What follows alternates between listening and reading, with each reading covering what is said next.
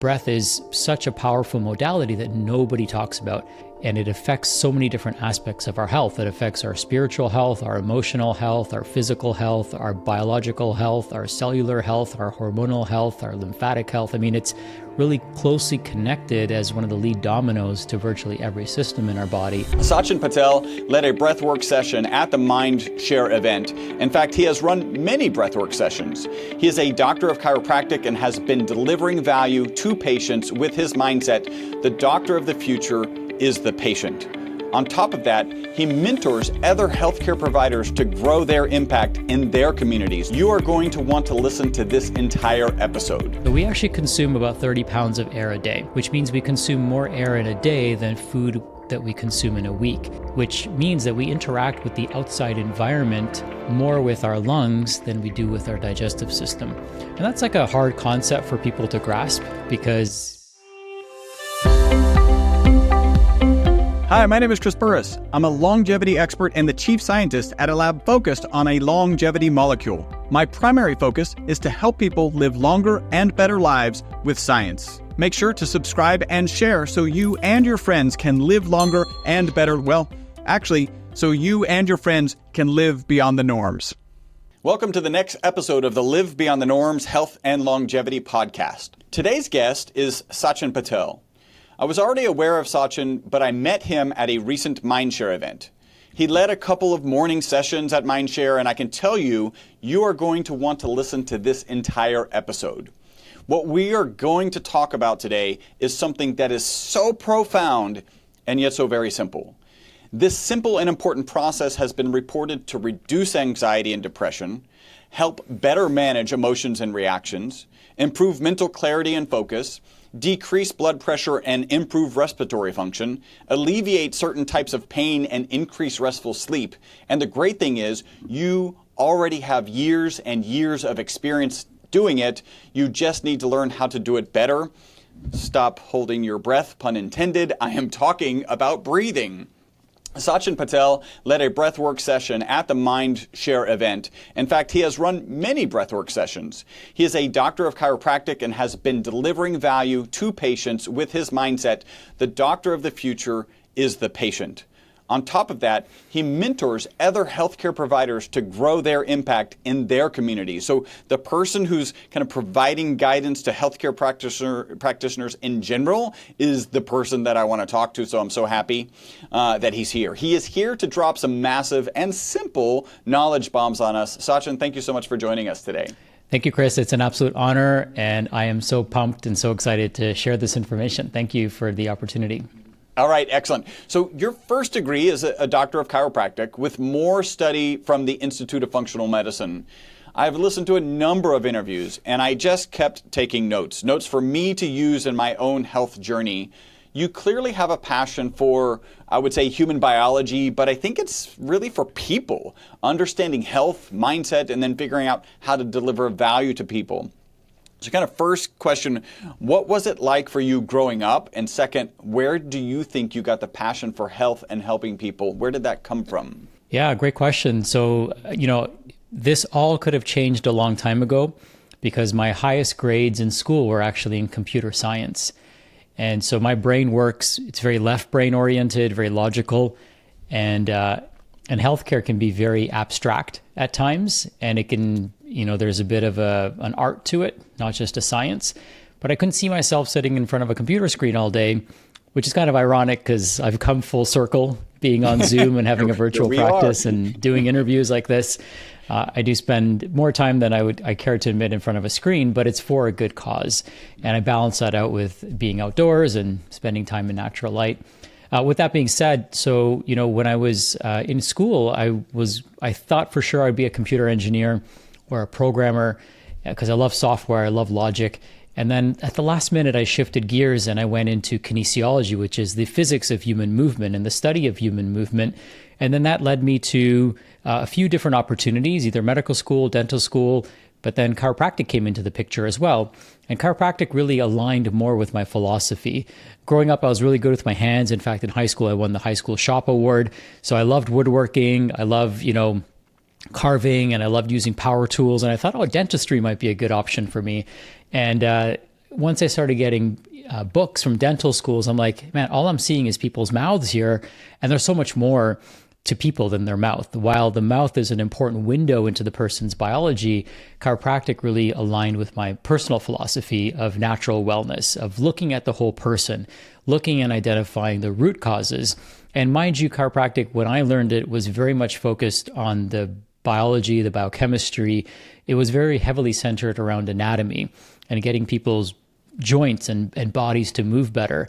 And then I graduated. I started studying a lot of soft tissue therapies like active release technique, and our practice really flourished.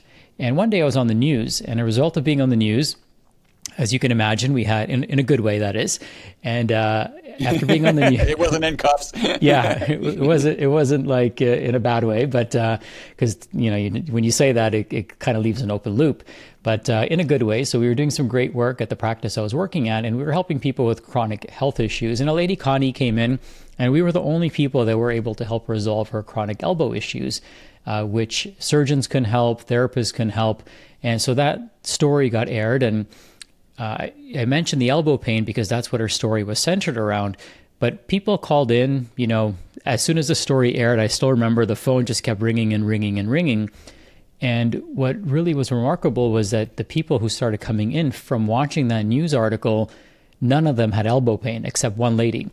Everyone else had chronic issues like fibromyalgia, autoimmune conditions. I remember one guy was getting headaches, and he had headaches for the last 10 years, and he was taking 16 Tylenol every day just to relieve and alleviate his headaches. So we started getting some of the sickest people in our community coming in. We went from the healthiest people, marathon runners, elite athletes, professional players, to going to some of the sickest people who were coming in walkers, coming in wheelchairs, coming in with family members because they were so debilitated.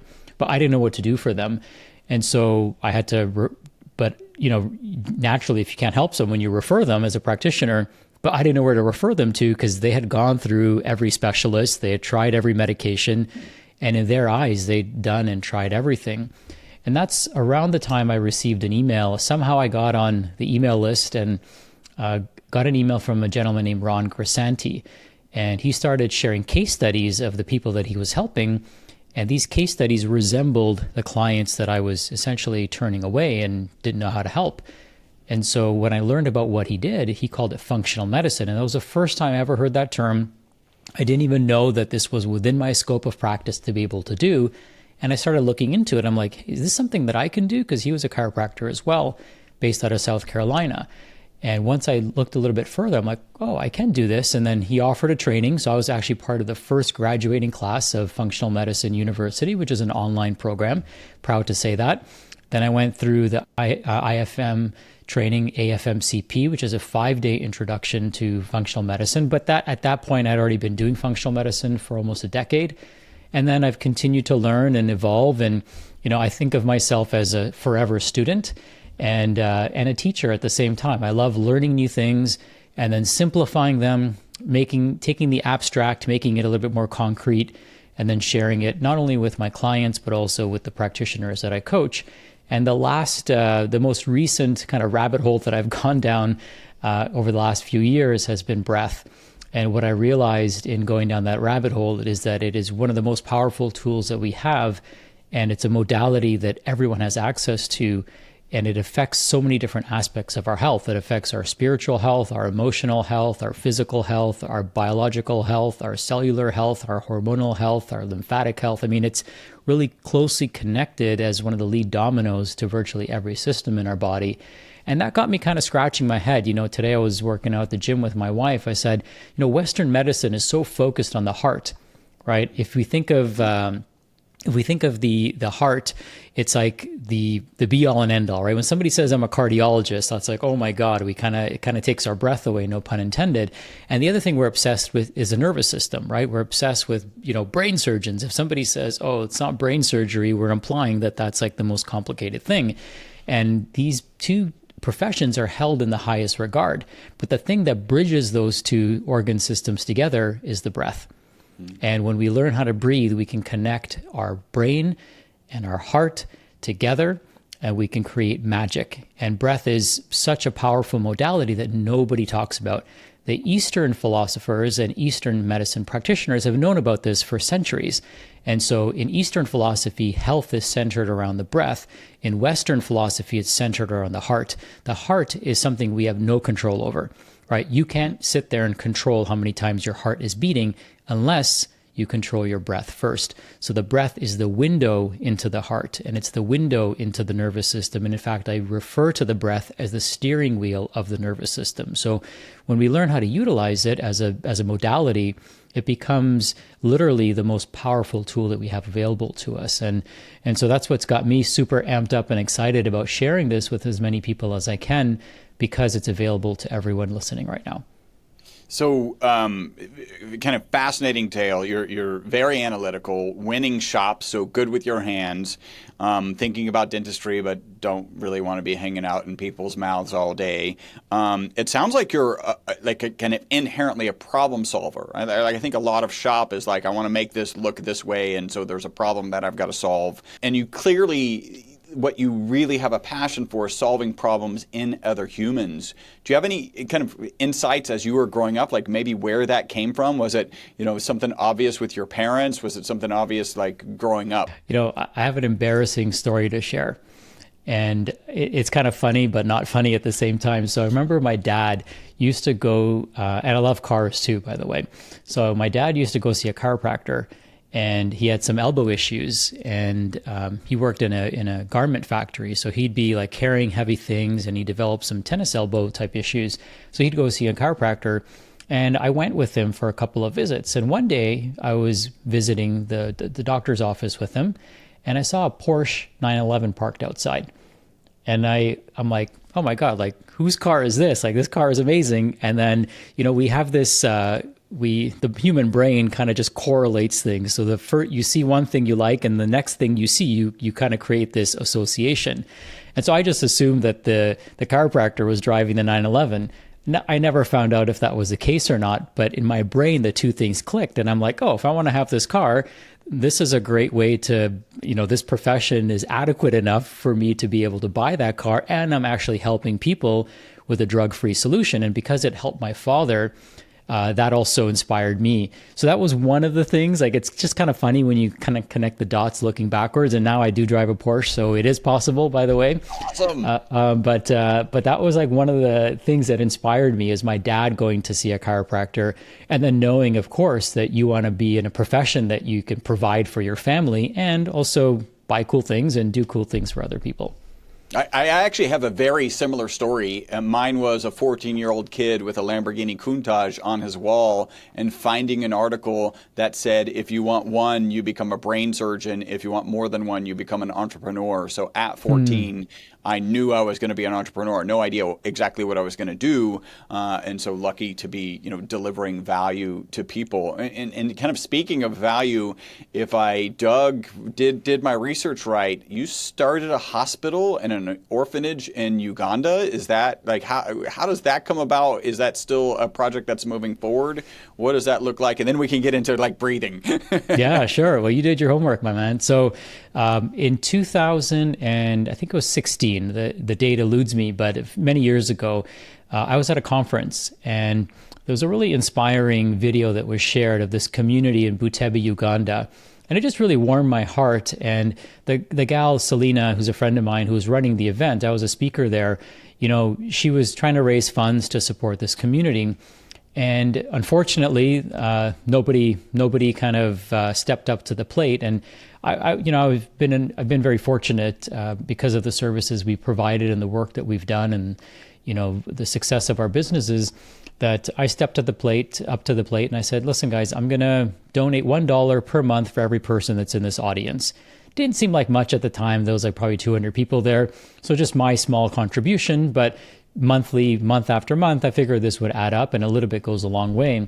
But as I started learning more about the community, I realized that, wow, this is like, I had never given $200 to somebody and experienced that much gratitude. And I'm like, you know what? These people really need this. And so I don't have a physical clinic. I've never had the desire to build a physical clinic because I think that's the entrepreneur in me. I don't like to be too grounded. And there's nothing wrong with that. But I realized, I'm never going to build my own clinic. How about I build one for someone else? And so then I started with the commitment that whatever affiliate commissions I earn and whatever speaking fees I earn, I would then pay those forward to this community. And at the time, it didn't seem like much, and it wasn't that much. But over the years, it's added up, and kind of $250,000 later, we've been able to build a hospital which services 5 communities there. We've had dozens of babies been now delivered in a sanitary environment. We've bought them an ambulance, so if there is more emergent needs, then they can go to the local hospital, which is like 20 miles away. We then expanded that project, so we have a clean water filtration system for them. We built homes for the homeless. We built an orphanage for the children. We built 2 schools there, and we just recently finished a food bank, and now we're building a high school because eventually these kids grow up and they've got to kind of move into different school systems. So we're building a high school there right now. So these are some of the projects and how they've evolved over time, and it turned out to be much bigger than that I had initially anticipated, but it just gets more and more rewarding as time goes on. Yeah, who knew that $200 could build a hospital, an orphanage, some water treatment, and a high school? Right, exactly. Right? That's where it starts.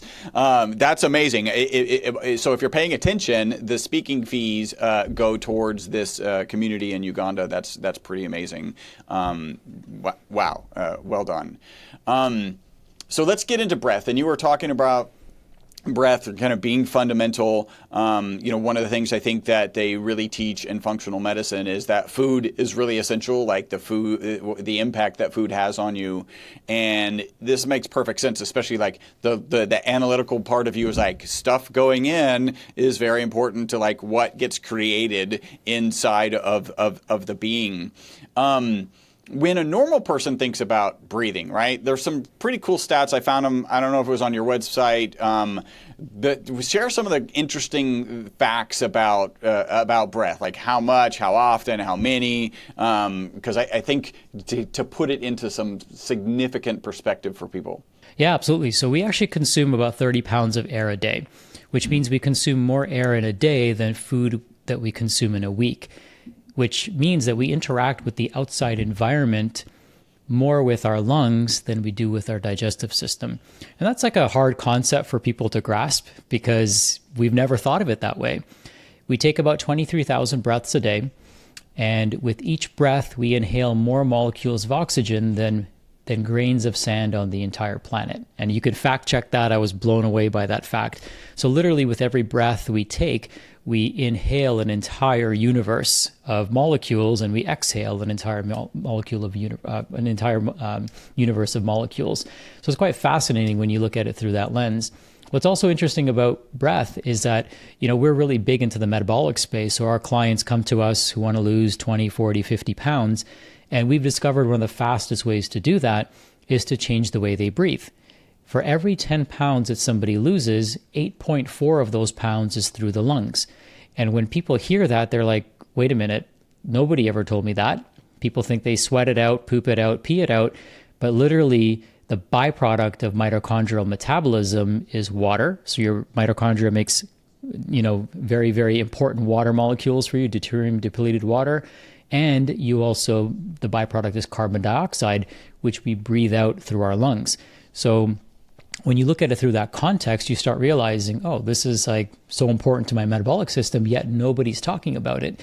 And in fact, we've kind of reduced weight loss down to, 2 simple things, the thermodynamics of calories in, calories out, but we're not bomb calorimeters. And so the state of our nervous system makes a difference. The state of our cellular health makes a difference. The way we breathe makes a huge difference. The cues that we get from our environment, such as lighting, makes a huge difference.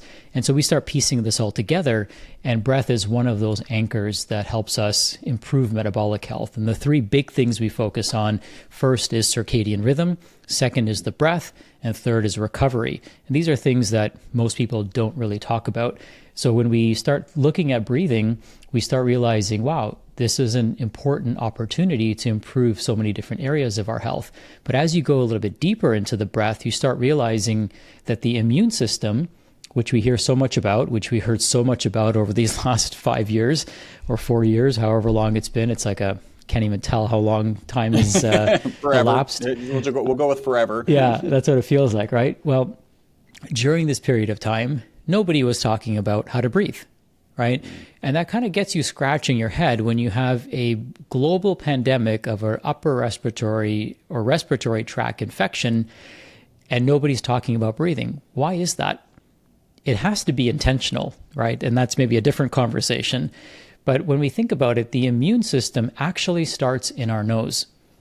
And that gets people to raise their eyebrows because most people have been taught that 70% of your immune system is in your digestive tract. While that might be true, that's not where it starts, right? Remember, we breathe 30 pounds of air a day, and that air interfaces, if we're breathing correctly, with our nasal mucosa.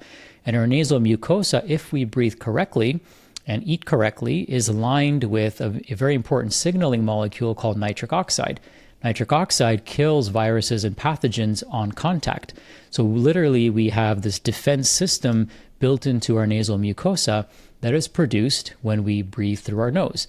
We increase nitric oxide production 6-fold when we breathe through our nose, and we increase it 15-fold when we do something as simple as humming. So imagine that humming increases your immune defenses against the outside world by increasing a molecule that is co-produced by your oral microbiome. And you know what's fascinating, Chris, you probably remember this, that the bozo experts were telling people to use mouthwash during this period of time. And mouthwash, for everyone that's listening, literally destroys your oral microbiome and depletes your body's ability to make nitric oxide. The other thing that nitric oxide does is it lowers blood pressure. And so when you use mouthwash, believe it or not, you can all fact check this, but using mouthwash will increase hypertension. And the reason for that is because it depletes your oral microbiome. The number one comorbidity in hospitals for people with COVID was hypertension. So go figure, right? Something as simple as breathing through your nose, humming when appropriate, or even taking supplemental nitric oxide support and not using mouthwash would rapidly and significantly increase your immune defenses against any pathogens. And so, you know, something as simple as that is oftentimes not discussed. So unless people, this is all known information. So nothing I'm sharing with you is something new that I've discovered, but I've just connected the dots to help people kind of understand how it all works together. Well, yeah, and not just how it works together, but how important it working together is. I think that's really valuable. You mentioned humming when appropriate. Is humming ever not appropriate? I don't. Maybe in an interview or something. We could all just start humming. Yeah, you can hum your favorite songs in the shower. You can hum, right? Humming also helps put us in a more parasympathetic state, which helps improve our cell-mediated immunity. And so there's so many benefits of humming. Humming also increases saliva production, which also helps promote healthy oral microbiome health and protects our teeth. Hey, super quick break from the podcast. Hopefully you're loving it. This is a way you can support the podcast and take advantage of a great offer. We're offering 50% off of one of our MCT bottles. MCT is an amazing oil. Add the ESS 60 molecule to it. It's even more amazing. All you got to do is leave a review on iTunes, send us a notification that you've left that review. We'll get you a coupon code that'll get you 50% off of our MCT oil and free shipping. Back to the podcast. I think from a if humming relaxes you, like putting you in a parasympathetic state makes perfect sense to me, because you're probably not humming when you're hiding from a lion. So it's kind of like actually chewing will also put you in parasympathetic, because like you don't have time to eat when you're in danger. And so it's a very clear indicator to your physiology that you're not in danger. But to have other positive impacts in any idea, maybe that's it. Like if you're just getting to parasympathetic, then everything functions better.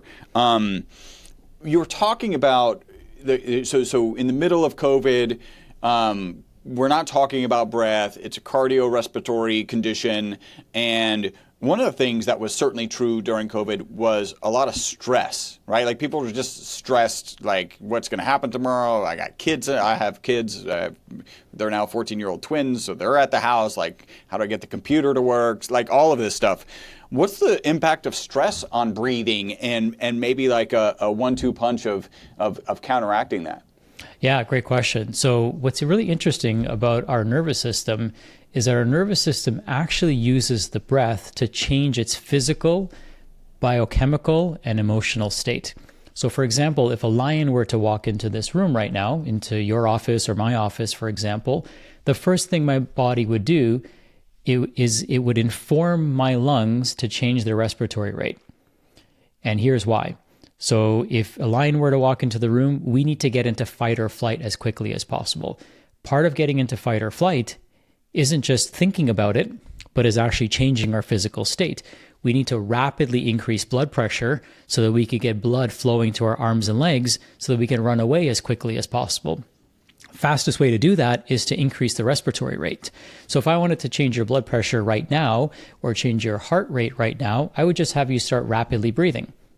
And what would instantly happen in a measurable way, in a predictable way, 100 times out of 100, is your heart rate would increase, your blood pressure would increase, which initiates that physical sympathetic response that's required for us to go into survival. Now, if you were to experience something stressful and then you go into a state of non-stress or into a state of relief, the first thing you're going to do without even realizing it is you're going to sigh, right? You're going to have a sigh of relief, right? That prolonged exhale tells our nervous system that we're safe now. And so, we use our breath without even realizing it. Crying is a form of breath work. Orgasm is a form of breath work. The runner's high is a form of breath work. Yawning is a form of breath work, right? So we can actually, laughing is also a form of breath work. So we can actually either wait until somebody says something funny and that'll change our chemistry and we'll start laughing, or we start laughing first and then the chemistry changes actually. Or we can actually go to a laughing yoga class, right? And just start laughing without even knowing why we're doing it, but just going through that breathing pattern. And pretty soon you're going to start making the chemistry of happiness and you're going to actually naturally start laughing. You can also get a runner's high sitting at your desk. You don't even have to go out for a run because a runner's high doesn't come from running. It actually comes from the breathing pattern that you're getting into. So we can use breath to help release trauma. We can use breath to help lower our blood pressure. We can use breath to help increase and foster creativity. We can use breath to lower our core temperature. We can use breath to raise our core temperature. We can use breath to improve blood flow to our trunk organs in order to help us digest our foods and detoxify toxins better. So we literally have different breathing patterns that are as predictable as an elevator button to create and elicit a physical, emotional, and spiritual response in the body. And so the training or the experience that you went through, you probably noticed that many people there were releasing a lot of stored emotions that they had. And so what's fascinating about breathing is that, and maybe I'll ask you this question, Chris, and maybe anyone who's listening to this, have you ever been told to stop crying, or have you ever heard someone tell someone to stop crying? Absolutely. Right. Now, the only way to stop crying is to stop breathing. Right. So I'll let that sink in, because when I connected those two dots, I realized that when we suppress crying, we actually suppress the nervous system from releasing the traumatic emotions. And so when you tell someone to stop crying, what their nervous system hears is, well, if I have to stop crying, I have to stop breathing. And if I have to stop breathing, then you're telling me that I have to kill myself, right? Like, we're just kind of building a bridge here. And so a lot of times what happens is, in order for us to stop crying, we have to stop breathing. And in order for us to stop breathing, we have to stop our diaphragm mid-track, right? So that's like running full speed and like having to hit a brick wall, right? You can only imagine that the trigger points that's going to develop, because that energy has to go somewhere. And our diaphragm has three key functions. It's responsible for maintaining the function in three key systems in our body. The first is the cardiovascular system. So the diaphragm is referred to as the second heart. So 40% of the blood pressure that our heart produces actually comes from breathing. If you think of your rib cage, it's a fixed volume space, right? So our rib cage expands and contracts a little bit, obviously, but for the most part, it's a fixed volume. So our lungs, when we breathe in, squeeze our heart, when our diaphragm moves up and down. Our diaphragm, our heart sits on our diaphragm. It's literally pumping our heart, right? So our breathing apparatus assists our heart in pumping blood. This is why people who have short, shallow breaths usually have to produce more strain on their heart, because their lungs aren't physically assisting as they normally would be. The second thing that the diaphragm does is it pumps the lymph nodes. Some of the biggest lymph nodes in our body are underneath our diaphragm. And if I was an intelligent designer, that's exactly where I'd put them, because they're going to get 23,000 pumps every day just by the fact that that person is breathing, which they have to do to be alive. The third thing that the diaphragm does, it's the master regulator of the hydrostatic pressure in the myofascial system. And this might be a new term for some people. When we were in chiropractic school and we dissected the human body, which doctors don't do anymore, by the way, we used to actually just cut through the fascia, right? It was just like this stringy tissue. And it wasn't until later, until after I graduated, that we discovered that this is actually one of the most important matrices in the entire body. The myofascial system connects the nucleus of every cell in our entire body together simultaneously. So it's literally like a web-like network that is constantly and continuously restructuring and reforming itself in real time in situ. If you haven't watched the video Strolling Under the Skin, I highly encourage you to do it. You will unlock another level of understanding how amazing your body is by watching it. It just gives chills, gives me chills just thinking about it, because it just shows you how your body is constantly restructuring and reorganizing itself in real time. It would be the equivalent of your house replumbing itself in real time, or the equivalent of your electrical system, reorganizing itself in real time, okay? And so the diaphragm is responsible for maintaining the pressure in that system. And so it's like a hydraulic system. A hydraulic system has constant pressure in it. And because it has constant pressure, anything that happens in one part of the body is instantly felt somewhere else in the body. And so the diaphragm is responsible for being a conduit of maintaining pressure in that system. This is why whenever we're going to face some sort of traumatic blow, what's the first thing we do? We hold our breath, because the diaphragm is responsible for redistributing that pressure. So the diaphragm, unfortunately, becomes a victim of all this trauma that we experience. And so it's said, and we see this all the time, that the diaphragm is where we store our trauma and the lungs is where we store our grief. So when we start having people start breathing properly again, they start releasing trauma. They start releasing grief. They start releasing these stored emotions that they're holding on to. And when that happens, their diaphragm now starts moving the way it's supposed to. Their lymphatics start moving the way they're supposed to. That pressure that they had in their myofascial system starts getting released. Their blood pressure starts normalizing, and their emotions start normalizing. Because if we have short, shallow breathing, because our diaphragm has all these trigger points or restrictions in it, guess what? That keeps us in a constantly sympathetic dominant state. And in that sympathetic dominant state, as we know, the sympathetics have a predictable biological response on the body. We're going to have high hypertension. We're going to have high blood sugar. We're going to have insulin resistance. We're going to have high cortisol. We're going to be on edge emotionally. We're going to decrease our creativity because we get more into our reptilian brain instead of our neocortex. We're going to have a decreased cell-mediated immune function. We're going to have less chances of fertility because having a baby, if a lion's chasing you, doesn't make any sense. We're going to have decreased digestive function, right? So all the reasons that people go see a doctor for, even a functional medicine doctor for, including myself at one point, we were not addressing this, right? We were not looking at the breath as the reason why this person is perpetually stuck in fight or flight. These are the people that come to you and say, I have a great marriage. I have a great, my financially I'm okay. I love my kids. Why do I feel like I'm stressed out all the time? And it's because they have dysfunctional breathing and nobody's talked to them about it. And it's not just about how they breathe when they're awake, but it's also how they breathe while they're sleeping. 66% of people sleep with their mouth open while they're sleeping. Sleeping is the most parasympathetic and recovery-inducing thing that we do. But if you're sleeping with your mouth open, your nervous system is getting the message that you're in fight or flight. So it produces a fight or flight biology. And therefore, people wake up with hypertension. They wake up with brain fog. They wake up with high blood sugars, and they're not sure why. Like, they've got everything else dialed in their life, and they're like, why is this happening to me? And they go to the doctor, they get put on, supplements for all these things, or they get put on medications for all these things. But it was as simple as teaching them how to breathe. And I see this over and over and over again in my practice. And I was telling my wife yesterday, I'm like, man, this is like almost embarrassingly simple to fix people. And I'm not saying everything's connected to the breath, even though it kind of is, but there's so many things that are connected to the breath, and it's so often overlooked. And it's about time that more practitioners learn about this and how to incorporate it into their practice, because it's very evidence-based. There's literally thousands of articles that reference what I'm telling you.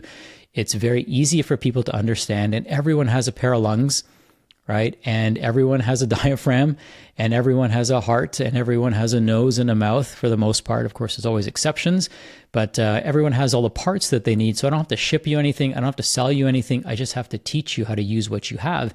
And because breathing works so fast and there's such short feedback loops, you can measure the change that's taking place.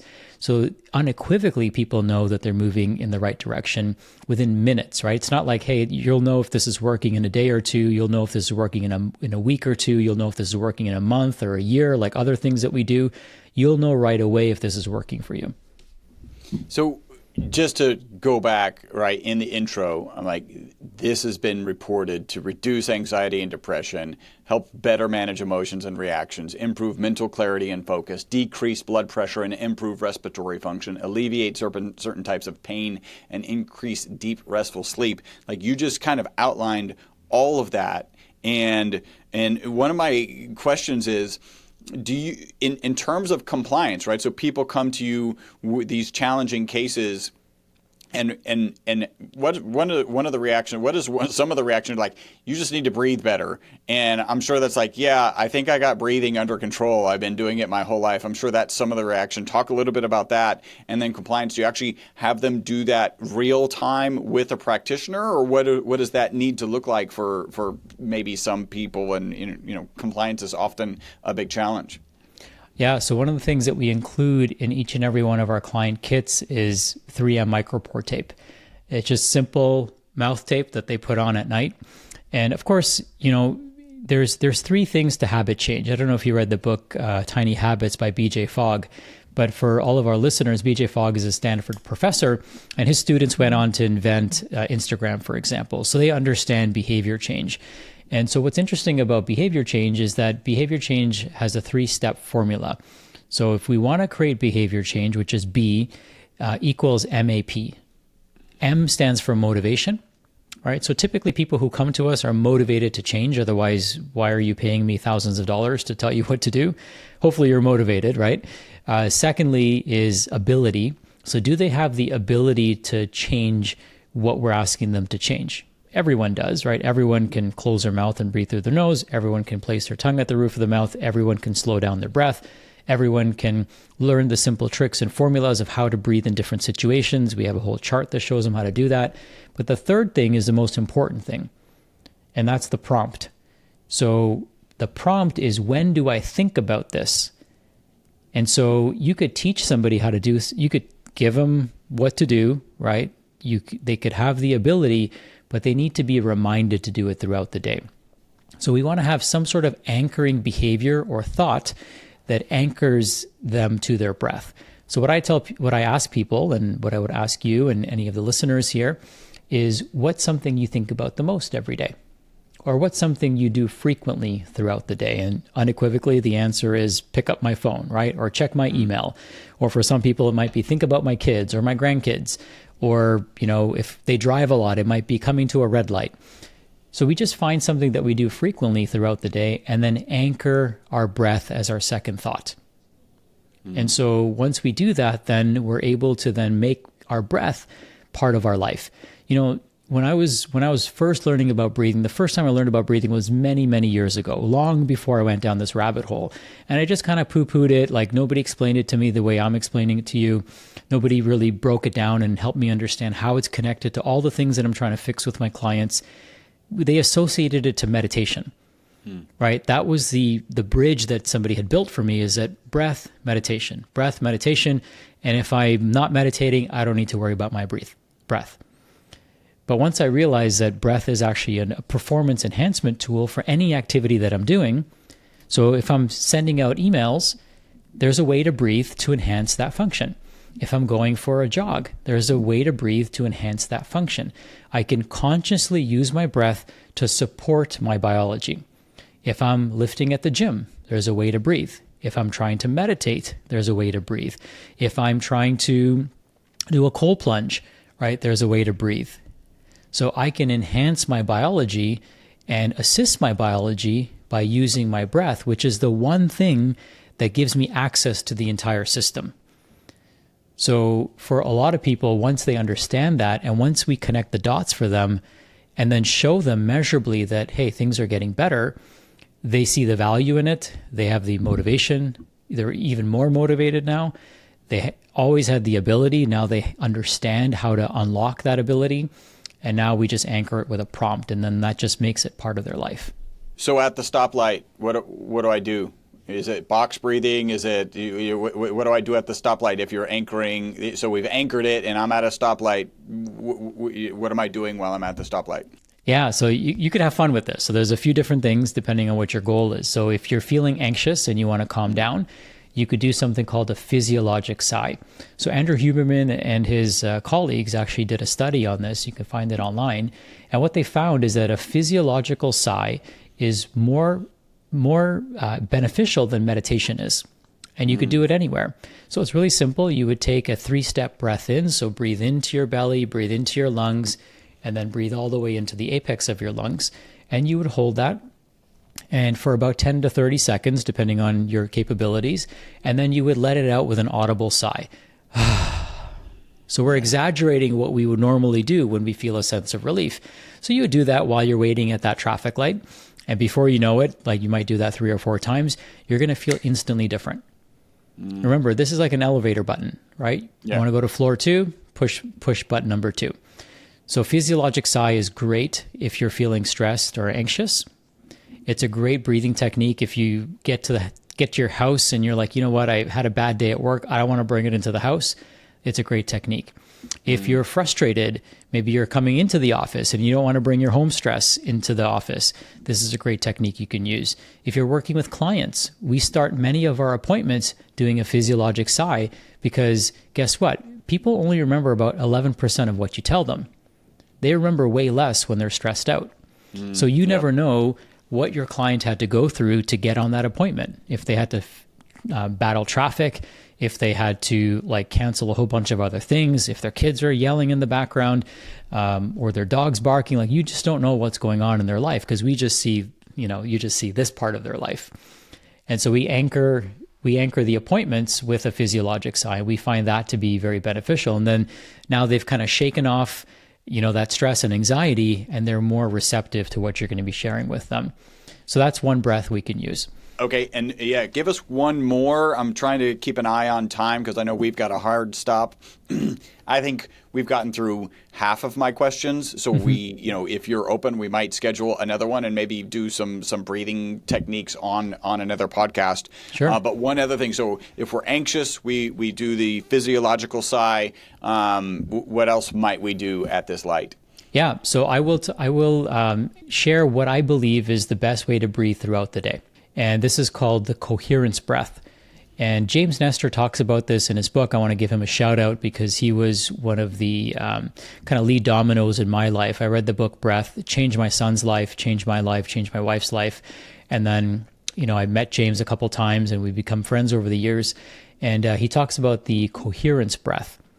And coherence breath is really fascinating because what they've discovered is that many prayers and hymns and ancient prayers actually are basically paced.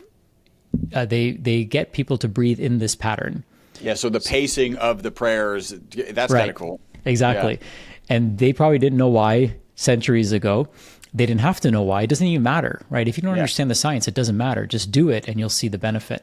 So the coherence breathing is really simple. And this is how people should be breathing as much as they possibly can. Okay. So when people think of breath work, again, they might think meditation, they might think Wim Hof, right? And that's like 10, 15 minutes of our day. That's like 1% of our day, which is about 14 minutes and 40 seconds. Whereas the other 99% of our day, we want to be breathing in a coherence pattern, and every time we bring our consciousness back to our breath, we want to check in there. So it's really simple. You're going to place your tongue at the roof of your mouth. By placing your tongue at the roof of the mouth, which is the resting position of your tongue, not in the bottom of your mouth, in the roof of your mouth, that does a few things. One is that there is a magic relaxation button of nerve fiber endings, of nerve fiber bundles that end in the roof of your mouth, just behind your front two teeth. And I can prove this to you. When a child sucks on a pacifier, that's where the pacifier hits. When they suck on their thumb, that's the magic button they're pressing. When they put their mom's nipple in their mouth, that's where the nipple hits, just behind the front two teeth. Of course, they may not have teeth as a child, but the magic button's still there. So that instantly relaxes us. The second thing that the tongue does is it actually acts as a spacer. So it pushes our jaw and it pushes our hard palate outwards. So it creates adequate space for our teeth to grow in. That's a whole different conversation. But by placing your tongue there, it's going to instantly help you feel more relaxed. The other thing that we want to do is we want to breathe in through our nose and out through our nose for a count of 6. Breathing into our belly, not into our lungs or into our throat. We want to breathe into our belly. So another key thing that's interesting is that if you look at somebody who we think as being healthy in Western society, we think of somebody with a rigid six-pack, right? If you look at somebody who's healthy, like a yogi from an Eastern perspective, they usually have like this gut that's hanging out, right? They have a soft belly. It's that soft belly that allows our diaphragm to move up and down. And so we want to keep a nice soft belly so we can just tap our belly a little bit, just get those muscles to relax. And then breathing in for a count of 6, out for a count of 6. Our breath should not be deep. Okay, so this is actually a misconception that people have. You actually don't need to breathe as much as you think you do. So we're only breathing in about 500 milliliters of air with each breath. Your breath should not be shallow and short, but it should be elongated and just medium range. So we're just moving the diaphragm up and down gently. And if I were to put a feather under your nose, the feather would barely move. Okay. If I were to put a glass of water under your nose, the water shouldn't ripple. So that's the visual I want people to get. So we're breathing nice and slow in, nice and slow out. The gentler our breath is, the more calm our nervous system is. And when we're in that calm parasympathetic state, we unlock more creativity. We unlock more problem solving. We unlock our musical capabilities, our mathematical capabilities. We unlock our prefrontal cortex. We can't do that when we're in fight or flight because we're stuck in our reptilian brain. So slowing down our breath is one of the fastest ways to slow down the aging process. It's one of the fastest ways to shift our nervous system into a more balanced and relaxed state. Awesome. All right. So we will definitely have to get together again if you're willing. I have some wrap-up questions, and those wrap-up questions start with, do you have a target age that you want to live to? I get that question often, and I would say that for me, the number that comes up is 120, but my focus is not longevity. To be totally transparent, Chris, my focus is presence, because I believe that you can live 50 lifetimes if you be present to the moments of each day, right? So there's, people that want to live longer, which is great, but how do we live more now? And the way we do that is by being more present. So my message to people is learn how to be more present, because every lesson that you need, every memory that you're going to create is happening right now. It's not happening in the future. So let's bring our attention and focus into the right now. How long do you think humans can live? Ooh, good question. I believe under the right conditions, we can live for centuries. I like it. And then what are 2 to 3 protocols, habits, mindsets, let's call them shortcuts, to longevity and a long health span that you would share? Yeah, so slowing down your breath. If you look at animal studies, the animals that breathe the fastest live the shortest. The animals that breathe the slowest, like a turtle, breathes about 3 breaths per minute, lives for a couple hundred years. So slowing down the breath is step 1. Slowing down the breath also gets us in a more parasympathetic and regenerative state. And the other thing that I would say is more sunlight. We've been conditioned and convinced to think that the sun is our enemy, but the sun is actually one of our best friends. And in fact, indoor lighting is the enemy. that accelerates many, many, disease processes. So if you want to stay healthy, get outside more. Excellent. And maybe a third, anything pop to mind? Be happy. All right. Yeah, surround yourself with the right people and that make you happy and uplift you and be a source of inspiration for others. Okay. And on the opposite side of be happy, potentially, what are 1 to 2 things that people get absolutely wrong regarding longevity and a long health span? Ooh, great question. So I think the thing that people get wrong is they outsource health and healing to somebody else or something else. Everything that we need for us, I mean, we are the most amazing piece of machinery, biological machinery that's ever been created. And you have everything that you need inside of you to unlock that potential. But we've been convinced by whoever we want to point the finger at that all the answers are outside of us. So that's why people are popping all kinds of pills, going to see all kinds of experts. There's no greater expert than you. And so I believe that nothing can fix your body better than it can fix itself. And literally, it's been doing that your entire life, right? You were 2 cells that came together, and you are literally a hologram of cells dying and being reborn in every minute. But if we just send those cells the right message through our environment, through our breath, right, through our thoughts, then they heal, repair, and regenerate in a way that we want them to. Excellent. I think that's really good. And you kind of has the parallel with you believe the doctor of the future is you, the patient. I think that's awesome. Absolutely. Sachin, how can people contact you? They can certainly follow me on Facebook and join me on Facebook. I don't like followers, I like people who are looking to join the metabolic movement and health movement. So Facebook is a great place. Sachin Patel DC is my handle on Facebook. The Sachin Patel is on Instagram, where they can find me. And I've created a bunch of tools and resources. If you found this information fascinating, I go a little bit deeper.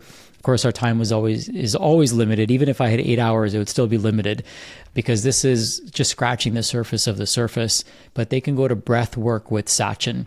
This is where I share a whole bunch of free tools and resources. There's nothing I have to offer you. It's all for free. It's my gift to humanity. If you want the PowerPoints, they're there. If you want my assets that I share with my clients, it's all there. I have a stop snoring guide. I have a fully guided 90-minute meditation, the one that you went through. That's on there. You could just plug in your headphones, play it on a loudspeaker, do it with a group of people. It's all there for you. And yeah, Breathwork with Sachin is where they can find that. And that's breathworkwithsachin.com, right? Correct. Yes, thank you. Excellent. And what in the near future are you excited about? Ooh, what's cool is I really love keynoting about breathing, getting people's minds to expand, and then facilitating breath work. So I'll be going to Costa Rica and actually educating and facilitating for a group of dentists who are whole health dentists. So they are airway dentists that look at how our facial structure is impacted by breathing and how our dental health affects systemic health. So that's a group of people I love educating and nurturing, because they're so receptive to the information, and it really blows their mind when they start realizing how important the work they do is, especially when they incorporate proper breathing mechanics. And I think something that we didn't get a chance to cover that I heard you in another talking about mouth breathers actually incorporate, like there's more disease associated with breathing as a mouth breather, which hopefully we can jump into on the next podcast. All right, so you can find him. It's on Facebook. It's Sachin Patel DC, right? That's the handle on Facebook. The website is Breathwork with Sachin. That's SACHIN.com. Sachin, thank you so much for joining us today. My pleasure, Chris. Thank you so much for the opportunity to share. I hope you enjoyed this episode of the Live Beyond the Norms podcast. Make sure to subscribe and follow. Also, make sure not to be that guy, the guy sharing this podcast with people who are not interested in living beyond the norms. If you would like to learn more about the ESS60 molecule, the molecule responsible for the single longest longevity experimental result on mammals in history, a full 90% extension of life, visit myvitalc.com. That's myvitalc as in carbon.com.